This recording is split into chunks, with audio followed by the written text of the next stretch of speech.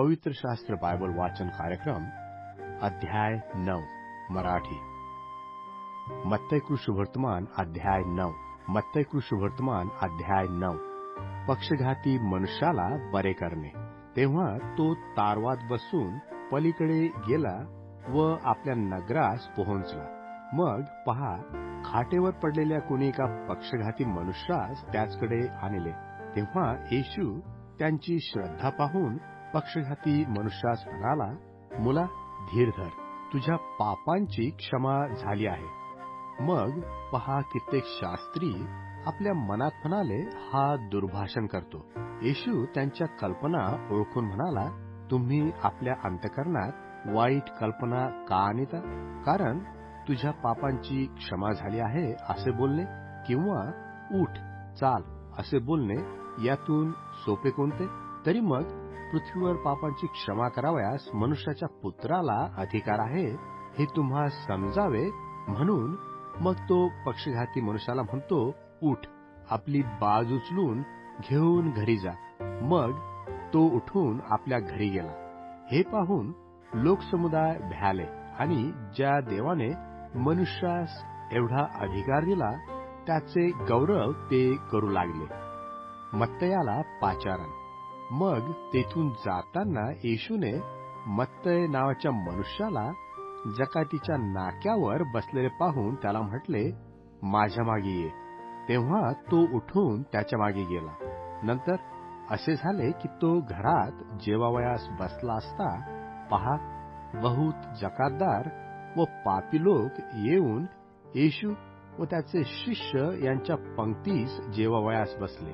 हे पाहून परुषी त्याच्या शिष्यास म्हणाले, तुमचा गुरु जकातदार व पापी लोक यांच्याबरोबर का जेवतो? हे ऐकून तो त्यास म्हणाला, निरोग्यास वैद्याची गरज नाही, तर दुःखनाईतास आहे।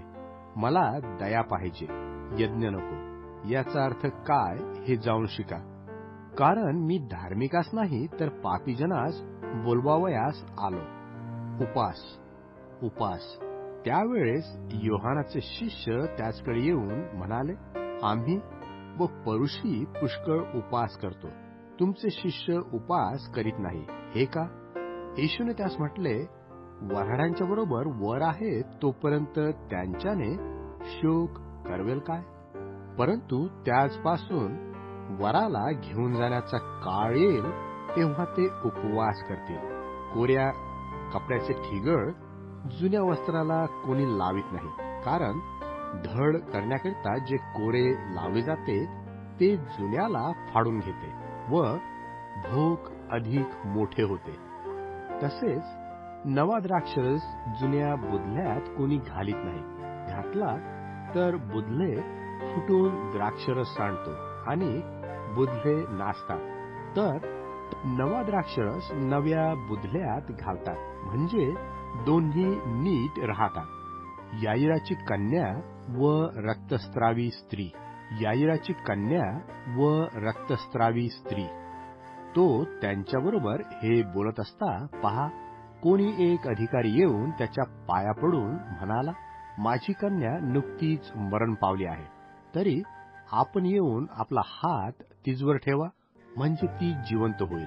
तेव्हा येशू उठून त्याच्याबरोबर गेला व त्याचे शिष्यही गेले। मग पहा, 12 वर्षे रक्तस्रावाने पिडलेली एक स्त्री त्याच्या मागे येऊन त्याच्या वस्त्राच्या गोंड्याला शिवली, कारण तिने आपल्या मनात म्हटले, मी केवळ त्याच्या वस्त्राला शिवले तर बरी होईल। तेव्हा येशूने मागे वळून तिला पाहून म्हटले, मुली, धीर धर, तुझ्या विश्वासाने तुला बरे केले आहे। आणि ती स्त्री त्याच घटकेस बरी झाली।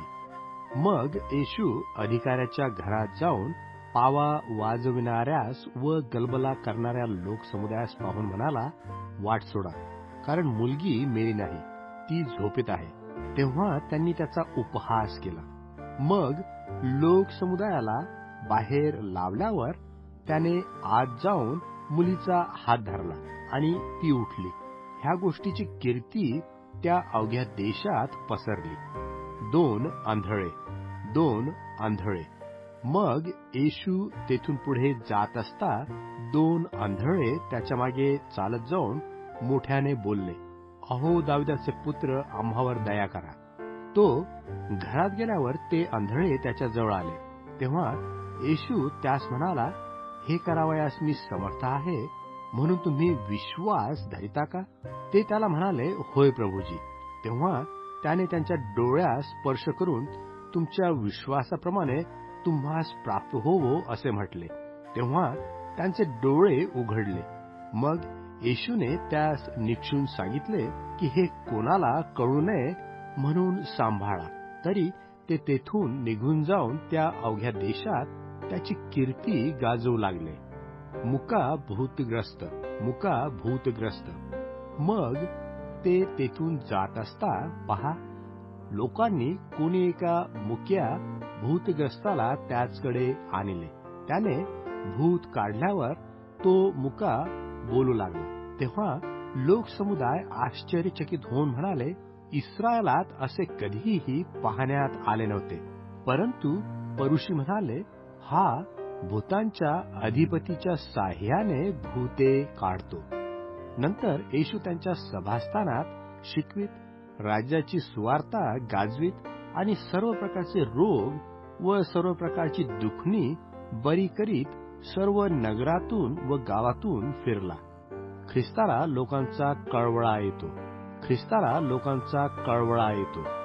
तेव्हा लोकसमुदायास पाहून त्याला कळवळा आला, कारण मेंढपाळ नसलेल्या मेंढरासारखे ते रंजीत झालेले व शिनलेले होते. तेव्हा तो आपल्या शिष्यास म्हणाला, पीक फार आहे, पण कामकरी थोडे आहेत. यास्तव पिकाच्या धन्याने आपल्या कापणीस कामकरी पाठवावे म्हणून तुम्ही त्याची प्रार्थना करा.